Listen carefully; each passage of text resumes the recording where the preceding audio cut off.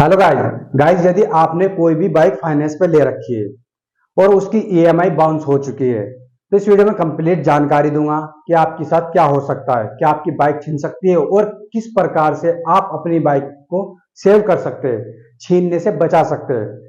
Channel पे नए तो सब्सक्राइब कर लीजिए और वीडियो को लाइक कर दीजिए। सबसे पहले आपको देखिए ध्यान रखना होगा, यदि आपने कोई भी बाइक फाइनेंस पे ली है, किसी से भी, टीवीएस से कोई भी किसी भी प्रकार का फाइनेंस हो, किसी भी, सभी के रूल एक ही है क्योंकि सभी फाइनेंस आरबीआई की गाइडलाइन पर चल रहे हैं। ठीक है, तो सबसे पहले आप ये समझ लिए कि आपने डाउन पेमेंट किया और फाइनेंस आपने कराया, उसके अनुसार आपकी किस्त बन गई, शायद 2700 रुपये मान लो, 2000 मान लो, 3000 मान लो, जितनी भी आपकी बनी है। ठीक है, यहाँ पर एक एग्जाम्पल लेके चल रहा हूँ कि आपके साथ क्या होगा। ये बहुत महत्वपूर्ण है कि डाउन पेमेंट कितना कराया है आपने, ठीक है, और कितनी आपकी ईएमआई बनी है।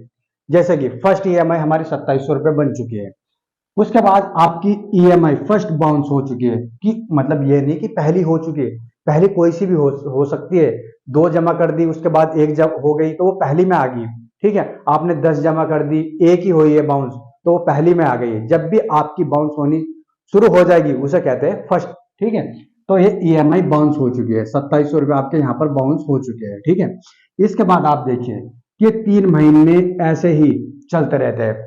तो होता क्या है, सब पूरा खेल 3 महीने के बाद होता है।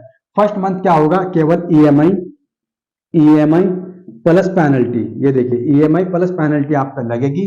इसके बाद आपके हो जाएंगे 3200 रुपये, शायद 500 रुपये की तो सभी लगाते हैं, लेकिन कम भी लगा देते हैं और ज्यादा भी लगाते हैं। तो इस तरीके से 3200 रुपये आपके पास यहाँ पर हो गए, या आपने 3200 रुपये दे दिए तो कोई बात नहीं है। ठीक है, कोई दिक्कत नहीं, किसी प्रकार की प्रॉब्लम नहीं है। लेकिन अगर फिर इस मंथ में नहीं दे तो ईएमआई प्लस पेनल्टी, पेनल्टी। ठीक है, देखिए EMI plus penalty plus plus, अब देखिए क्या होगा, सिविल। आपका सिविल को रिपोर्ट चली गई है कि इसने ईएमआई छोड़ी है और यहाँ पर सिविल डाउन हो जाएगा। ठीक है, यहाँ पर क्या होएगा, पहली ईएमआई और दूसरी ईएमआई प्लस सिविल डाउन होएगा, तो यहाँ पर 3200 और 3200 कितने हो जाएंगे, 3200 और 3200 यहाँ पर आपके 6400 रुपये हो जाएंगे। अगर आपने 6400 रुपये दे दिए तो कोई बात नहीं है, कोई दिक्कत नहीं आने वाली। लेकिन तीसरा मंथ खेल होता है, ये थर्ड मंथ चलेगा, पहली हो गई, दूसरी हो गई, तीसरे, तो EMI plus penalty plus civil plus defaulter. ठीक है, अब देखिए आप यहां पर ईएमआई भी आपकी छूट गई है, पिछली 3 इकट्ठी हो गई है, आपका यहां पर पेनल्टी भी लग चुकी है, फिर यहां पर आपका सिविल भी डाउन हो चुका है और इन्होंने आपके 3 महीने बाद डिफॉल्टर भी बना दिया है। जैसे जैसे ईएमआई छूटती जाएगी इस तरीके से बहुत सारे पॉइंट आपके प्लस में आते जाएंगे। ठीक है, एक और जैसे जैसे अब जो एक और बढ़ गई तो यहां पर होते हैं क्या क्या एंट्री, प्लस एजेंट की, एजेंट की। अब यहाँ पर प्लस एजेंट और हो जाएगा, आपकी ईएमआई छूट गई थी, अब आपके यहाँ पर एजेंट आने वाले हैं। अब देखिए उससे कैसे बचा जाएगा और उन्हें कैसे पता लगता है। देखिए सबसे पहले देख लीजिए, यह आपकी सिटी है और सिटी है, शहरों या गाँव है, यहाँ पर आपकी एजेंसी है। कुछ व्यक्ति ले जाते हैं यहाँ पर गाँव से बाइक, कुछ ले जा रहे हैं मतलब शहरों में। अगर शहर में ले जा रहे हैं तो शहर में नहीं तो है नहीं कि बहुत ही बड़ा शहर का पूरा नाम रख दिया, उसका एक कॉलोनी होती है, छोटी सी कोई सी भी कॉलोनी होती है, उस कॉलोनी के बाइक ले जाते हैं। तो गांव में कोई भी लोग जाता है बाइक लेने, जैसे कि मैं ही चला गया और मेरे दोस्त ने ऑलरेडी कार रखी है, ठीक है, मैं जाऊंगा तो मेरे से बहुत प्यार से पूछ लेंगे, बोलेंगे कि तुम उस गांव के हैं? बहुत अच्छा गांव है, पहले भी हमारे यहाँ की बाइक जा रखी है। मैं क्या ठीक है, तो किस नाम की, मैं पूछूंगा कि किस कौन ले गया था पहले, तो मैं बता दूंगा हाँ इस नाम की बाइक आई हुई है। ठीक है, और वे इतने प्यार से कर रहे हैं कि अब वो लड़का क्या कर रहा है, मगर जी ऐसा ऐसा काम कर रहा है। तो इस तरीके से ये भी नहीं बताएंगे कि उसने हमारा लोन नहीं दिया, उसके हम बाइक छीन लेंगे, अब वो कहाँ रहता है, क्या चला गया, वो सारी डिटेल उससे ले लेंगे और फिर एजेंट उसके पीछे वहीं से ही लग जाएंगे। ठीक है, उसी इलाके में लग जाएंगे, जहां वह रहता है वहीं चले जाएंगे। इसी तरीके से कोई भी कॉलोनी का है, बाइक लेने जाता है तो एजेंट उससे पहले ही इसी तरीके से बात करते हैं, आप कहाँ के हो, किस कॉलोनी के, किस जगह है, हमारी बाइक वहां भी ऑलरेडी जा रखी है, बहुत अच्छा लड़का है, क्या काम कर रहा है, टाइम पे किस्त आ रही है। इस तरीके से पूरी डिटेल लगा देंगे और यहाँ से आपके पीछे एजेंट लग जाएंगे, आपकी बाइक का खेल यहाँ से शुरू होगा। लेकिन सबसे पहले आपको ये ध्यान रखना होगा कि कभी भी बाइक आपके घर से नहीं चुरा सकता, कोई उठा नहीं सकता बिल्कुल भी। बिल्कुल ऐसा नहीं कि एजेंट आए और घर से बाइक ले गया, लेकिन नहीं, ये आरबीआई की गाइडलाइन है, वो चोरी में आ जाएगी कि आपके घर से चोरी हो गई। क्यों? वो कह सकता है कि ये फाइनेंस दे नहीं रहा, तो आपके पास है, इसका टेनर होता है 5-6 साल का, ठीक है।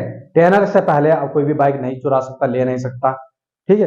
तो ये कह सकते हैं कि मैं दे दूंगा, ऐसा नहीं कि मैं देने का नहीं, आप कह सकते हैं कि मैं दे दूंगा, लेकिन अगर बाइक उठा के ले गए घर से तो उनके ऊपर केस हो जाएगा। तो इस तरीके से रास्ते में से वे कभी भी किसी भी जगह से बाइक ले सकते हैं आपसे, ठीक है।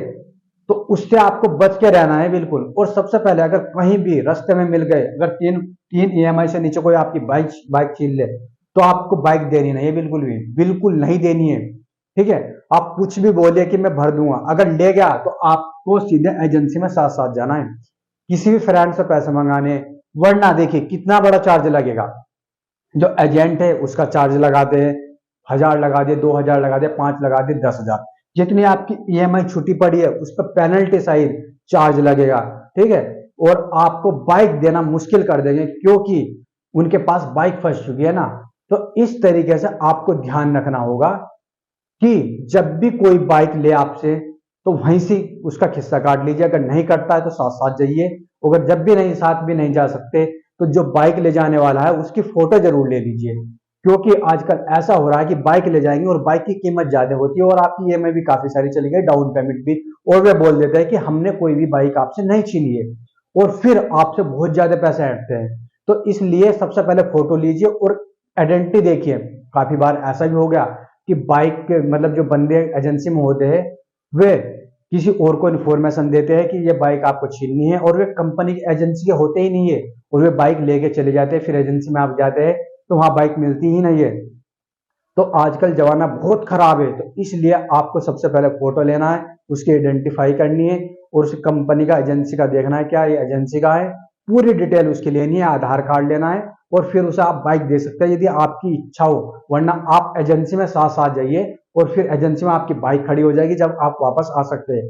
लेकिन आप बाइक बचा के रख सकते हैं, इसमें आपको कोई भी पुलिस केस भी कोई भी मदद नहीं करेगा कि आपकी बाइक छीन गई और आप पुलिस केस करने जाए कि मेरी बाइक छीन ली किसी ने, फाइनेंशियल वाले थे, ऐसा कुछ नहीं होएगा।